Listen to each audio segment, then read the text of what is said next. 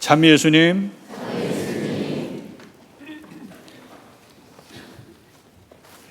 오늘은 우리가 잘 알듯이 대림 제1주일로서 여러분들이 보는 바와 같이 이렇게 대림초를 이제 하나를 밝히고 대림을 저희들이 이제 시작하고 있습니다. 이미 우리 제2 색깔이 이제 녹색 연중에서 이제 자색으로 바뀐 것은 우리가 세상에 살다 보면 아무래도 세상의 화려함을 좋아하죠.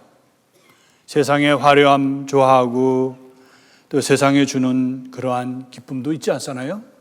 그래서 그러한 것에서 우리가 좀 때로는 헤어나질 못합니다. 지금 여러분들 캐롤이 울려나오고 대림인데도 벌써 크리스마스 기분이 나고, 사람들은 크리스마스라는 의미도 모르죠. 크리스마스라는 것은 사실은 그리스도의 미사란 뜻이죠. 메스는 그래서 성탄날 전야 미사를 원래 크리스마스라고 합니다. 누구도 그런 것을 기억하지 않고 크리스마스는 카드를 쓰고 또 내 사랑하는 사람들에게 또 내 마음을 전하고 파티를 열고 또 서로 뭘 인간적으로 말하면 즐기고 기뻐하는 그런 시즌을 말합니다. 그러나 우리 교회의 전례는 오늘 자색을 이렇게 제의를 입고 자색의 그런 색깔의 전례를 하면서 인간적으로 오는 그러한 번거로움이나 인간적인 화려함을 좀 내려놓고, 그리고 우리가 조금 더 오시는 주님에게로 우리의 마음을 모으는 그러한 시기입니다. 우리가 잘 알지만 대림이라는 것은 두 가지 의미가 있습니다. 하나는 바로 오늘 독서에서도 그렇고 예레미야에서도 얘기하지만 종말의 날에 오시는 주님에 대한 기다림입니다.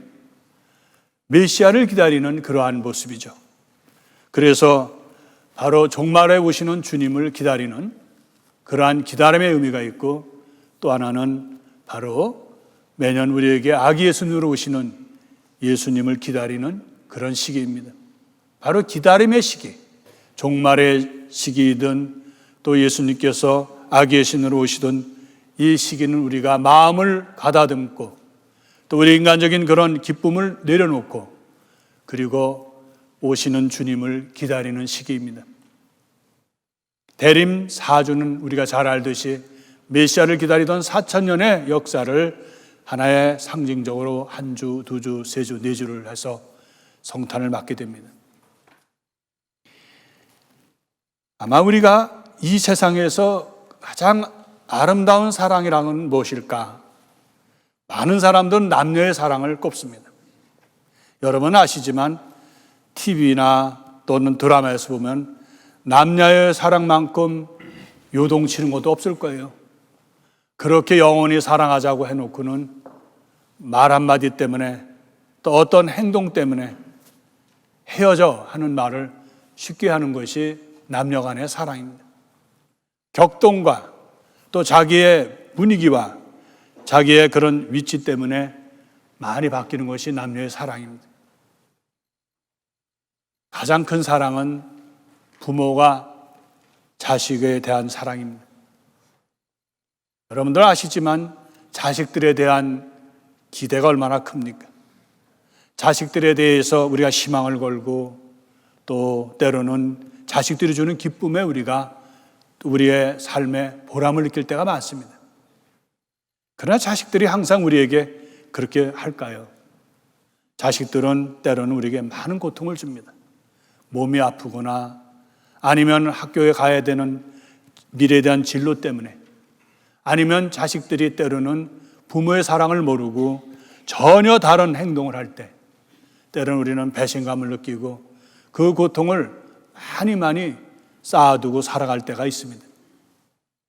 그래도 아무리 자식들이 때로는 배언을 하고 때로는 변화하고 때로는 부모의 사랑을 모른다 하더라도 부모가 자식들에 대한 사랑은 변함이 없습니다.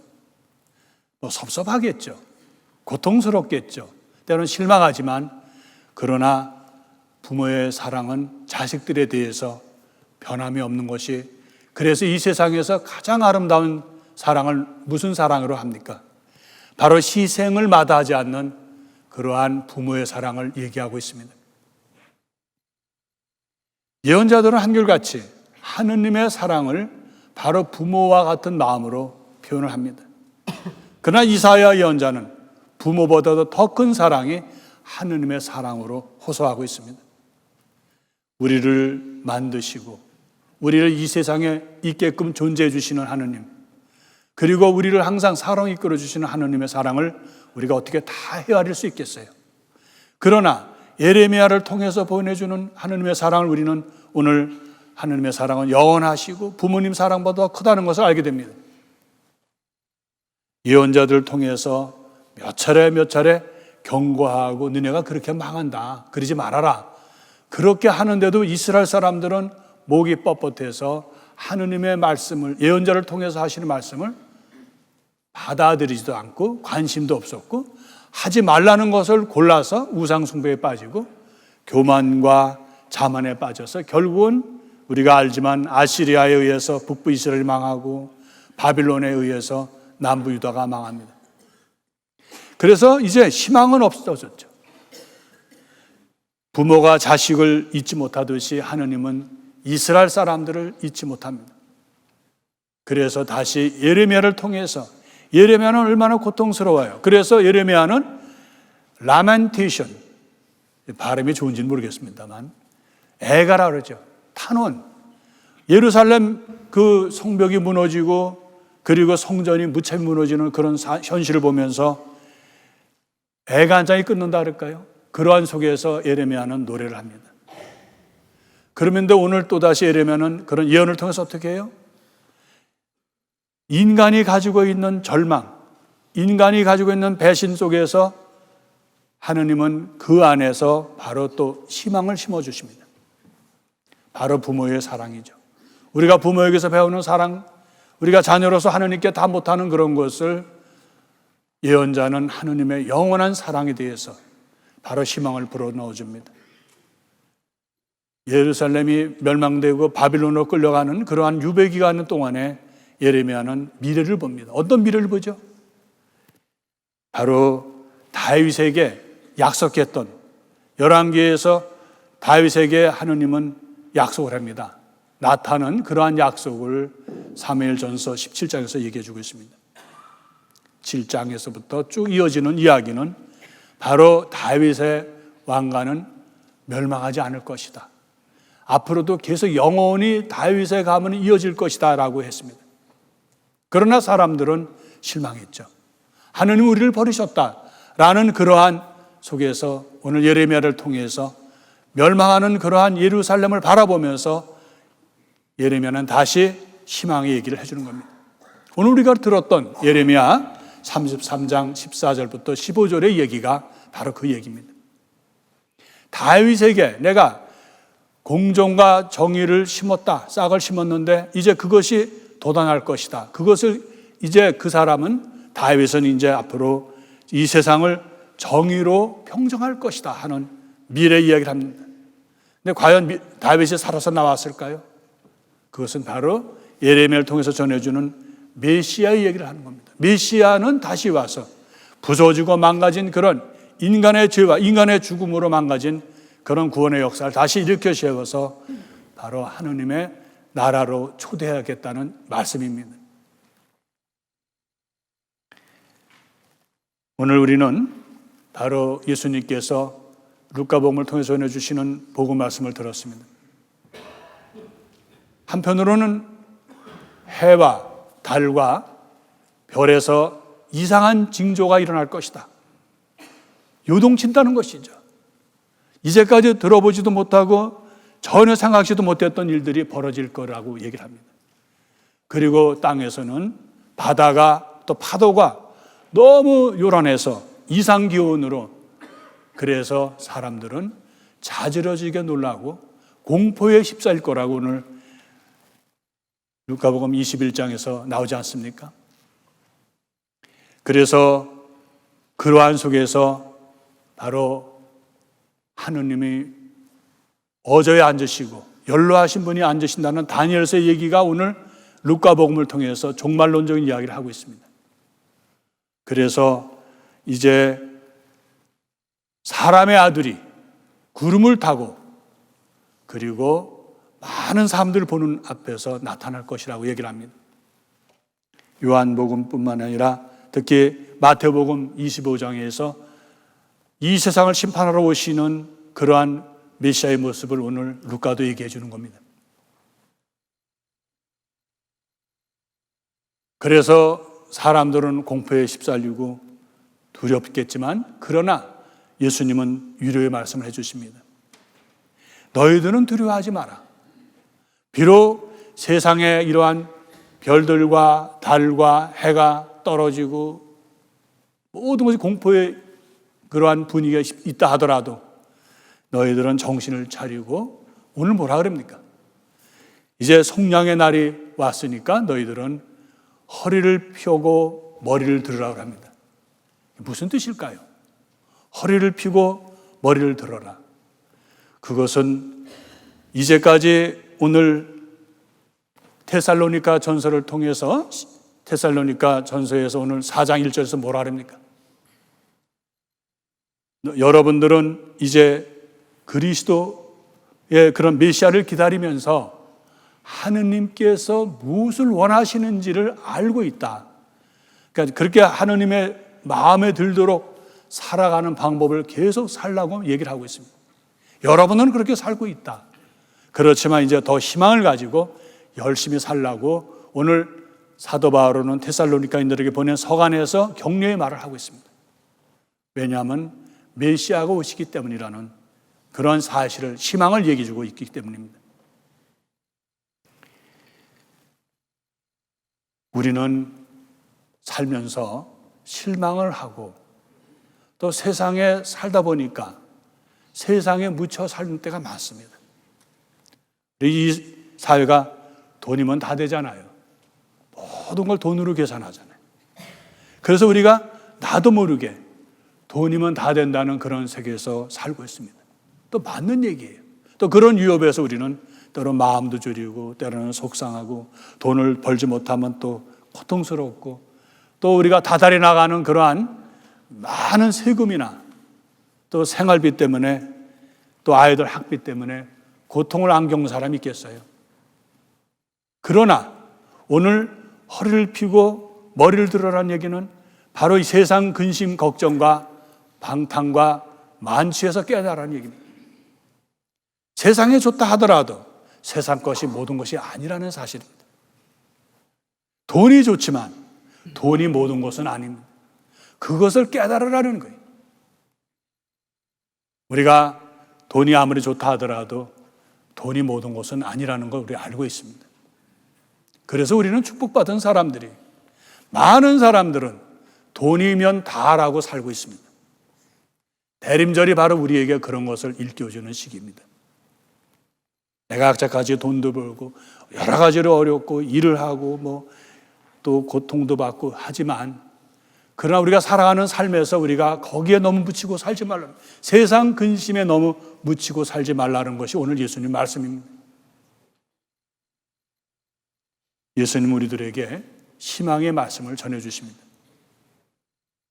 바로 우리가 이 대림을 통해서 주시는 말씀은 세상 것이 아무리 좋고 세상 것에 우리가 묻혀서 살다 하더라도 이제는 우리는 거기서 깨어서 기도하라고 가르쳐 주십니다.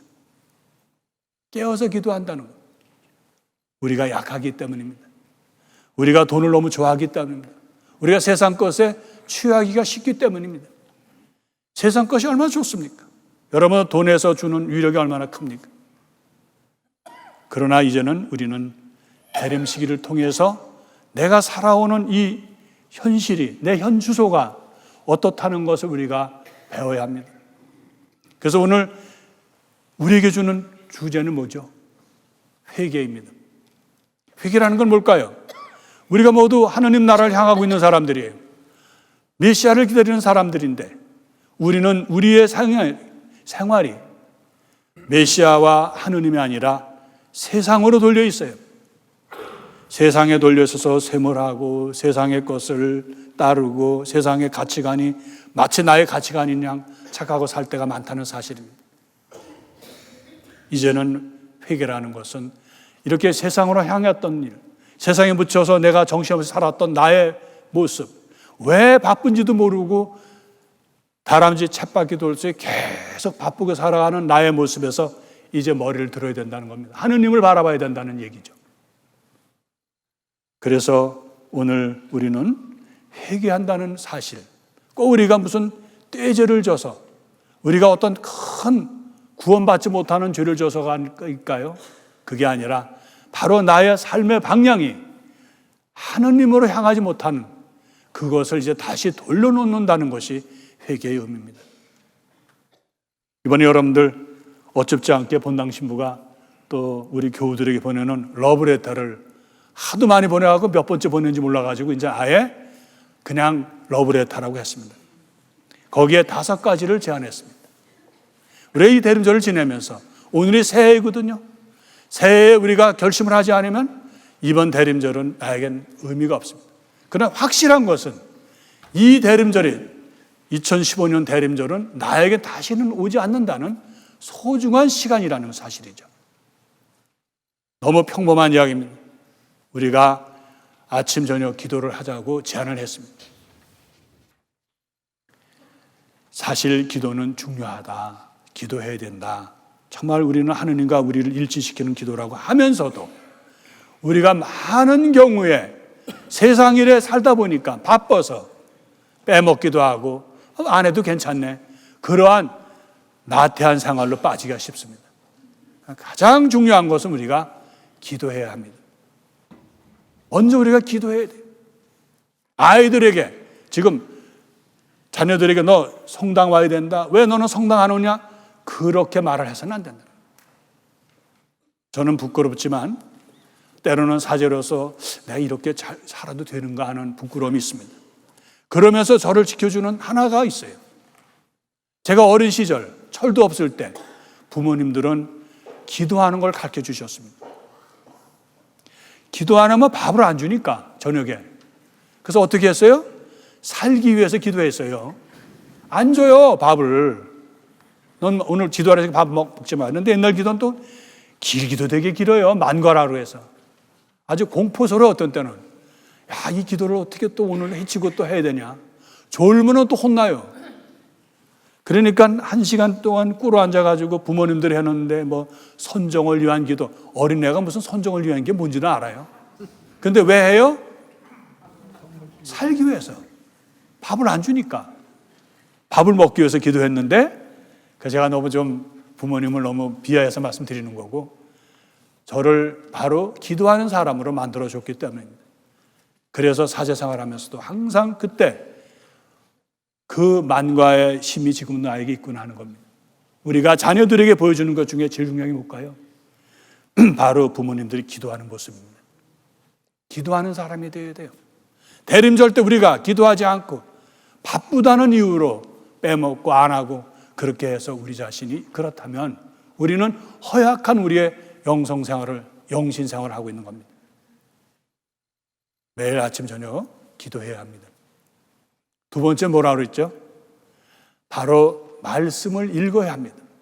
성경은 그냥 보는 것이 아니라 읽는 거죠. 소리내서 읽어야 합니다. 소리내서 읽을 때 그 자체에 은총이 내립니다.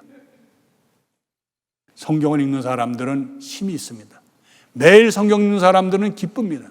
매일 성경 읽는 사람들은 하느님과 항상 함께하기 때문에 두려운 것이 없습니다. 항상 기쁩니다. 여러분들 성경을 읽지 않으면 여러분들 신앙생활은 영양 결핍이 돼버립니다. 우리가 대림 때 우리 반성해야 됩니다. 내가 정말 매일 성경을 읽는가? 말만 하고. 세 번째는 뭐라 그랬죠? 평일미사를 좀 하자고 그랬습니다. 저희 본당에 이제 얼마 전서부터 평일미사를 만들었습니다. 매일 거리상으로 꼭 우리 성당에 본당에 와서 또 우리 시간이 맞지 않을 때가 있습니다. 그러나 여러분들 주위에 미국 성당이 있습니다. 대림 시기만이라도 일주일에 한 번이라도 여러분들 평일미사를 해 주십사고 합니다. 물론 내내 평일미사를 하면 좋죠. 그러나 여러분들이 하시는 생업도 있고 여러 가지 어렵기 때문에 그동안 여러분들이 평일미사만은 아니고 간신히 주일미사만 했다고 하신다면 여러분들은 이번 대림 기간 동안에 평일미사를 하셔야 됩니다. 평일미사, 우리가 잘 알지만 우리 교회에서 가장 훌륭한 완전한 전례는 바로 미사성제입니다. 바로 예수 그리스도를 예물을 통해서 하느님께 바치는 예물이, 또 말씀을 나누고 성찬의 전례를 통해서 우리가 일치하는 이 미사성제는 짧지만 아주 중요한 그러한 우리 교회의 바로 경신례입니다. 그리고 또 하나를 또 뭐라고 또 제가 제안을 했죠? 바로 로사례를 바치라고 그랬습니다. 묵주의 기도를 하자 그랬습니다.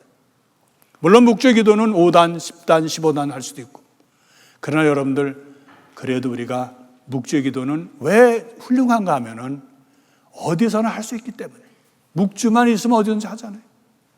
요새는 가락지 묵주도 있잖아요.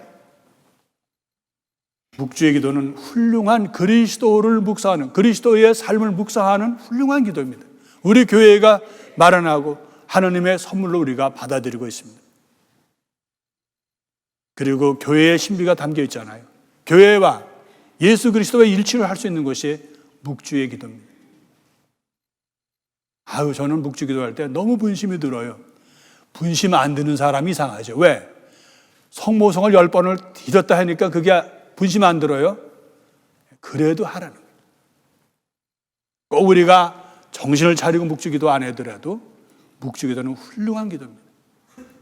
제가 부끄러운 고백은, 저녁에 잘 때 묵주 기도 하다가 아침에 일어나면 묵주가 보통은 못 끼는데 이게 여기를 끼워가지고 이 안으로 아침이라서 이게 어떻게 끼워졌을까? 팔뚝에 가서 감겨 있고 그러면 부끄럽긴 하죠. 그런데도 예수님은 그러한 사제의 부족한 걸 보고 그래도 이쁘게 봐주지 않겠나 이래서 묵주 기도를 열심히 합니다. 묵주 기도를 통해서 우리가 예수님의 신비와 일치를 해야 됩니다. 끝으로 뭐를 제안했죠?